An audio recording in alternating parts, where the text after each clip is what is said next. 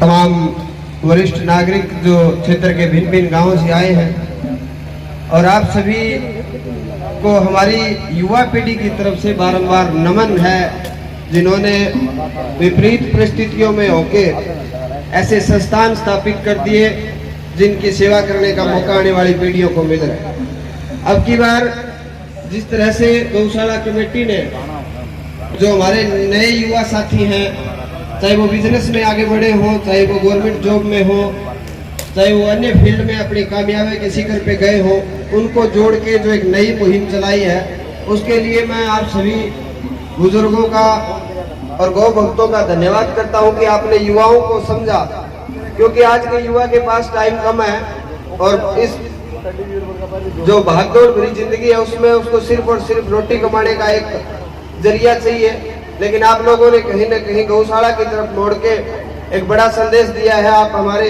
पूजनीय हैं, आपका बहुत धन्यवाद। और हमारे गांव की तरफ से भी बड़ा सहयोग किया गया है और मैं धन्यवाद करता हूं उस परमपिता परमात्मा का कि उसने मुझे ऐसे नेक और उच्च विचारों के जो लोग जिस धरती पे रहते हैं ऐसे गांव में जन्म देने का मौका मिला।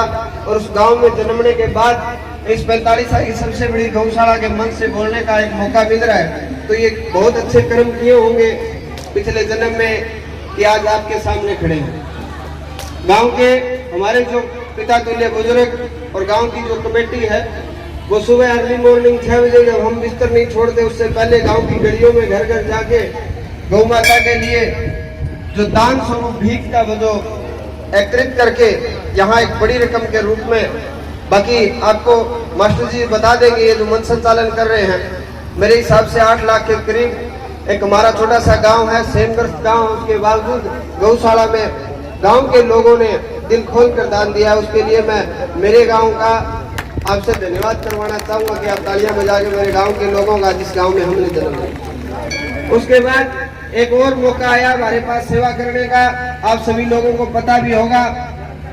मैं तो एक माध्यम था, आप सब एक लोग उसमें जुड़े हुए थे। यहाँ के तमाम जितने भी मेरे साथ काम करने वाले पत्रकार साथी हैं वो भी जुड़े हुए थे। हमने एक मुहिम चलाई थी, गौ माता के लिए एक अरदास लगाई थी। सोशल मीडिया का जमाना है उसपे कि हमें गौशाला में पंखे लगाने के लिए पंखे चाहिए भाई, जो साथी दान करना चाहता है वो दान करे। आप सारे यहाँ बैठे हैं, गौ माता की कृपा से, भगवान के आशीर्वाद से हमने 3 दिन में 100 पंखे एकत्रित किए, जिसमें 45 के लगभग पंखे हैं। वो अपनी चारवाड़ा की गौशाला में आप जाओगे तो लगे हुए आपको मिलेंगे साइड में। जिस आदमी ने जहां से दान किया उसका नाम उस पे लिखवाया और उसको पर्ची बाकायदा गौशाला की कटा के वो उसको भेजने का काम किया। और एक बड़ी बात ये रही कि किसी एक जाति धर्म विशेष के व्यक्ति ने दान किया हो, 36 बिरादरी के लोगों ने, जो इस धरती पर रहता है, जिस देवता को मानता है, जिस धर्म को मानता है, उसको ऊपर उठ के उसने लगभग 22 ऐसे देश हमारे हिंदुस्तान के अलावा, जिनके मैं नाम पूछ के जानता हूं, चाहे वो ऑस्ट्रेलिया हो, जर्मनी हो, फ्रांस हो, जापान हो, यूएसए हो, जापान और भिन्न भिन्न कंट्रियों से हमारे जो युवा साथी हमारे क्षेत्र के जो वहाँ सेवाएं दे रहे हैं या काम कर रहे हैं, उन लोगों ने भी गौशालाओं में पंखे दान किए।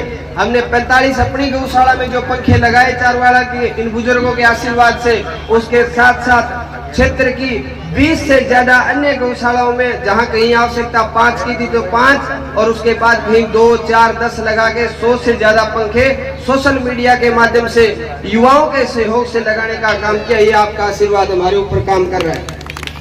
आज के युवाओं से मैं कहना चाहता हूं कि हमारे को बुजुर्गों ने बहुत बड़े बड़े संस्थान बना के दिए हैं और इन संस्थानों का चलाने का जिम्मा, इनको खड़ा रखने का, इन धर्म स्थानों को जिंदा रखने का जो बोझ है वो अब हमारे कंधों पे है। आने वाली पीढ़ी से आग्रह है कि वो बढ़ चढ़कर हमारी धार्मिक संस्थाएं हैं उनमें भाग ले।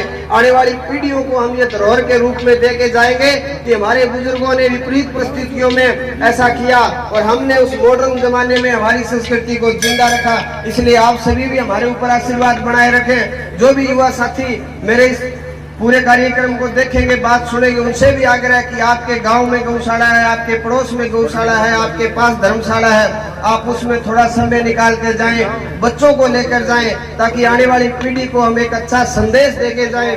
यही बात कहने के लिए मैं आपके बीच में आया था।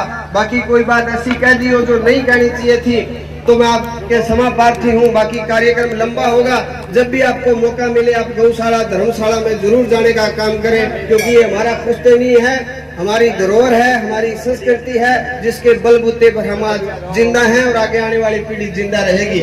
आप सभी लोगों ने मेरी बात सुनी और मैं आप सभी का बहुत आभार व्यक्त करता हूं। हमारे गांव के तमाम मेरे पिता तुल्य बुजुर्ग युवा साथी और साथी आए हैं जिन्होंने दिल खोल कर दान दिया है। भविष्य में भी हम जब भी गौशाला में किसी प्रकार की जरूरत होगी तो 100% से बढ़ के 1000% तक हम अपने डोल से आगे बढ़ के गौशाला की मदद करने का काम करेंगे। आप सभी का बहुत धन्यवाद। जय गौ माता।